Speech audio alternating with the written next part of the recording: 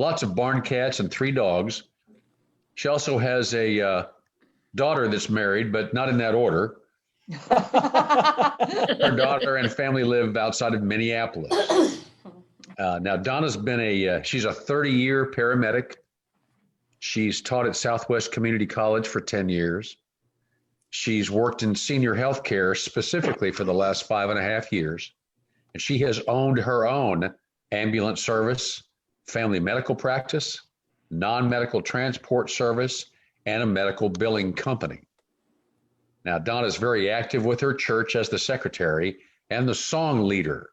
Now, when she says song leader, she always reminds me that it's a very small church. So she's a longtime friend of Mid-South Home Helpers, and we congratulate her on her recent appointment as executive director of Hearthside Senior Living of Bartlett. So talk shop friends, please welcome Donna Roach. Thank you so much. I appreciate that, Tom. I am Donna Roach. I am new to Talk Shop, but I'm very thankful to be here. And that's what I'm talking about is thankfulness. Tom asked me to do this, and I thought, well, it's November. We're getting close to the end of the year. So I think we all need to think about how to be thankful in this difficult year. So I want to start with something that I read by Norman Vincent Peale. I used to read his books long years ago. Most of y'all might know him from the 60s and 70s. He said there's a basic law. The more you practice the art of thankfulness, the more you have to be thankful for. And I totally agree with that, because in this year, we have had some of the worst civil unrest, craziness, pandemics, you name it, we've had it. So I think what we all need to think about understanding is if we practice gratefulness and thankfulness, it helps our attitude. It makes us more compassionate and kind, and it helps boost our immune system and makes it stronger. So the thing that we need to realize is you can't be in thankfulness, the business of thankfulness, for short term. You need to be in it for the long haul, because if you're in it for the long haul, then it's going to stay with you and you'll continue this for the rest of your life. One of the things that we need to think about is you got short-term things that give you that instant gratification, like a promotion, a big compliment by your boss or something like that. But we need to find those simple things in our life that's happening every day that we can say, that brought me joy. That brought me some excitement, some gratitude, something, especially right now, it might be difficult. A lot of folks have had financial difficulties with the COVID problems that we've had, shutting things down. There's been a lot of financial difficulties. There's been a lot of health issues, things that are going on. So I think we need to find those simple things in life that are going to give us that thankfulness and that gratitude. But don't be picky. Don't be picky about it. Don't be just looking for the big thing. We've got to find the small things as well. Just think about something that might have happened yesterday. You made it through your trip, like to the store or to work. Well, I live in Olive Branch, but I work in Bartlett. And so sometimes it can take me 45 minutes to get to work. But if I can get through all those red lights, it doesn't take as long. So I'm very thankful when I go down Perkins and I don't hit every single red light. So think about, you got to work and you didn't hit all the red lights. Or you got to the store and you got the best parking spot and it's pouring down rain. Those are the things that we need to kind of think about as we're talking about how to be thankful. Here's a tough one. Stop complaining for 21 days and see what it does for you. Stop complaining and see how it changes the things. If you catch yourself complaining, change it from a complaint to a thanks. Find the thing to be thankful for and see what it does for your mental status. In this facility, and I have literally been here just a month, but this is only the first week that I've been the director, not in training. My training has done, and now I'm in charge. So as scary as it is, I also love these folks, because they find so much to be thankful for every single day. These seniors find something to be thankful for. And just, back when we all got quarantined, these folks were quarantined in their rooms by themselves. And, you're 80, 90 years old. We've got a lady here that's 101. And she has the best attitude every day. Every day she brightens my day. So let's just think about, they were quarantined to a room by themselves. You might have had your family with you, or, something that you were able to get out because you were an essential worker. These folks were not. So when they came out of their rooms, they were just having a party to see each other again and to be able to socialize. So find the good thing, stop complaining, and find the good thing. And here's another one. Make it a point to share that happiness with others, because you might bring them up as well. Like I said, these folks bring me to a high every day, every day. They make me realize the things that I have to be thankful for. And they make me see that if I've got a negative attitude, what's that doing? It's weighing you down. So what you need to do is think about, how am I going to be happy today? Get rid of all that negativity and find the things that are going to make you happy. Here's another quote. According to Forbes magazine, it takes 8 weeks, just 8 weeks. We could do this between now and Christmas, guys. 8 weeks of gratitude practice for people to start showing changed brain patterns that lead to greater empathy and happiness. So I challenge you, between now and the end of the year, let's see how much it has changed if we had this practice of gratitude for 8 weeks. And here's some simple tips to keep that alive. So make a journal. You can start a journal and write down just those little things. It doesn't have to be a fancy journal. You don't have to go spend $30 on one of those nice little books that you buy at Office Depot. Get you a little notebook that you can keep in the car, whatever. And write down something that made you happy. Write down something you have to be thankful for at the end of that day. It could be something like your dinner was so good, or you had a visit that day with a family or friends. We have, and Janelle is part of this, we have a group that, and Kelly, that we get together about one Friday a month. And it's so nice. We love getting together. We love the fellowship that we have. So if you have a great time with some family or friends, write that down. Or if you saw a movie that you really like, just write down about that movie that you had such a great time. And then be specific about what it was that stirred that emotion. Because what happens, I know y'all have all had this. You're driving down the road, a song comes on the radio, and what does it do? Reminds you of something. Because I listen to oldies. I'm sorry, I'm not into the new stuff. I'll listen to oldies. So, something that comes on from the 60s or 70s reminds me of high school, reminds me of when I first got married, or the year my child was born. So, there's certain things that can kick in, and it just makes you so happy. So you're thankful. You're like, oh, I'm so glad that came on today. I'm glad that happened. Or even an aroma, which is why we like candles. There's an aroma that can actually help, build up your spirits. I love coffee. I love coffee. Not Starbucks, not the fancy stuff, just regular old Maxwell House coffee. And in fact, I've already had some here because they make really good coffee here. If you ever want really good coffee, come see me. So to me, it's like, you smell coffee. Doesn't that make you feel good in the mornings when you smell coffee brewing? It makes you just kind of feel good. I love it when it's cold outside and you hand me a nice warm cup of coffee and I just want to hold it and smell it, and then you taste it. It makes me so thankful. I'm like, I'm so glad I got this cup of coffee. So, those are just some things to think about. Write it down when you see it.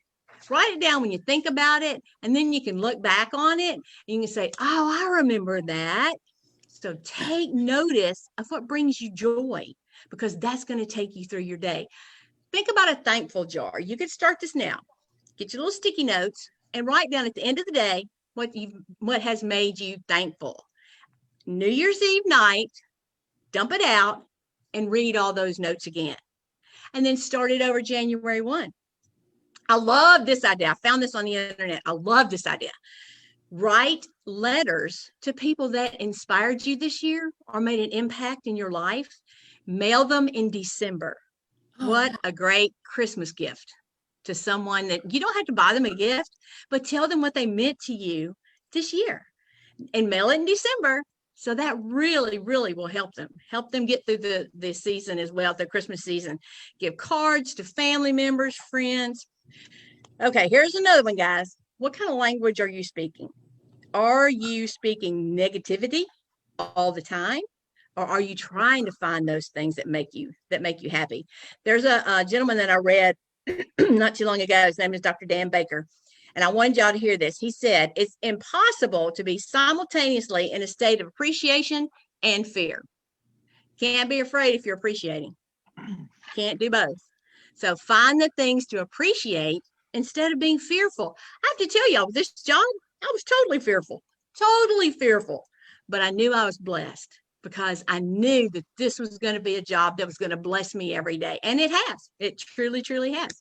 So when you change your perspective and you wipe out that negativity, then you'll find the way to grow into something joyous. Look for the silver lining. Working out a mistake or a problem, let's look for the lesson in that mistake or problem.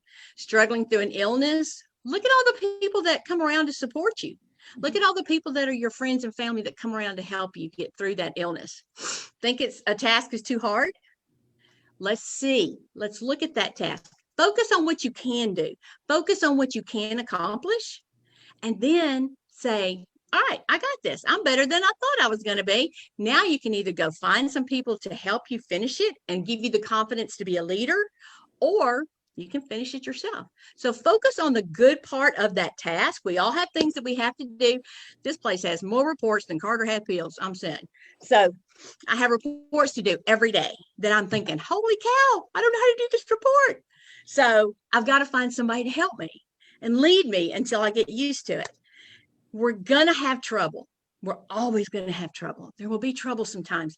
I'm going to tell you a story about my troubles. And he's right. I felt like when he was reading about me, it was like I couldn't keep a job because I had all those things. But my husband and I did. We had 3 businesses at one time. And we were just like at the top of the world. We were at the best that we had been. And then because we owned a clinic, which was him, he had to be the provider in that. He got ill and he could no longer work, and we lost everything. We walked away with our house and we walked away with our car because it was paid for. We lost all our businesses. It took every penny we had. He had 3 surgeries in less than a year and then had another surgery the next year. And he went into a deep depression. And it was very, very difficult, very difficult. So we had to find the good thing in that. Believe it or not, we had to find the lesson. And the lesson was we were doing too much and we weren't focusing on the good. So God stopped us and he gave us a way to find the good. And my husband still cannot work. And he's got some early dementia, so he still cannot function as to the level he was. This man worked 40 years in an emergency room, and then all of a sudden it was gone. So we had to find the good. We had to find the things that helped us. And very difficult. I'm not saying it was like, oh yeah, I'm sorry you're in the hospital, Tom, but I found some good in that. It wasn't like that at all. It was the whole year of terror, feeling like we're being torn down, trying to find the ways to build ourselves back up. So believe me, I'm talking from experience. When you have trouble sometimes, you can find the good things, I'm telling you. So what we did was we had to slow down, refocus, and find out what we were supposed to be doing. So it's easy to be thankful when you're winning the lottery, or you've got that, oh my gosh, we've got this, and it's just really, carrying us along. But what about when you don't have that lottery? You've got bills to pay, you've got car repairs. Be thankful you have a job to pay for it. Be thankful, because that's the main thing. There's so many that don't have jobs. So be thankful. You've got that job to pay for those repairs. You've got that job to pay those bills. Be grateful when you don't feel like it. I'm going to tell y'all right now, there's days that I'm like, I'm so tired of being nice when I don't want to be. You just have those days. But we've got to. So just think about, you get home and you're busy and you're tired and you can't sleep and you're worried and you got this coming up and that coming up, or you've got things going on with the kids, whatever. Stop. You're up, you're walking around, you're saying, I can't sleep. Stop. Be still. Just be still and let the quiet fill you up. Let it fill you, and it will change your soul. And just all you got to do is say, thank you. Thank you. God doesn't need a dissertation. Just say thank you. Just let it fill you up. Look at the moon. If there's a bright moon, Open up the curtains and let the moon shine in. We say let the sun shine in. Look at the moon. Let the moon shine in. How nice. Fills up your room. And it just kind of calms you. And then find something to be thankful for in all of that worry. Be glad you got the worries. Be glad you're worried about work. Be glad you're worried about your kids. Your kids are wonderful. They're healthy. They're happy. Yes, they're going to drive you crazy. My daughter still drives me crazy from Minneapolis. So think about those. Also, take time to help others. Nothing makes you realize how good everything is and so much to be grateful for than when you stop to help others. A random act of kindness is all it takes to kind of build you back up, and just think what it does to that person as well. So another is find something you're good at. Find something that you are good at. And when you do, just keep going with it. Keep going and say, you know what? I can organize. I can clean. It doesn't have to be fancy stuff. I can organize. I can clean. I can do this. I can do that. And all you have to do is realize you have something to be thankful for because you're good at it. You're really, really good at it. When we can hug again, hug people. Hug people. Start hugging folks. And well, we hug in our group, don't we, Janelle? Don't we, Kelly? We still hug in our group. We haven't obeyed the rules at all. So when you can hug, start hugging. And if you're a praying person, pray. Be thankful, be joyful, and pray for others. And that is such an uplifting thing. I love it when I know somebody is praying for me. And like I said, God doesn't need a dissertation at all. He doesn't need a dissertation. All he needs is for you to sit and quietly listen. And just know that there's so much to be thankful for. There's so much in your life. And if you think that glass is half full, change your perspective. Find a smaller glass and it'll be full. Thanks, guys. Wow. Any questions? You'll need to unmute yourself if anybody has any questions. That was absolutely beautiful, Donna. Oh, thank you.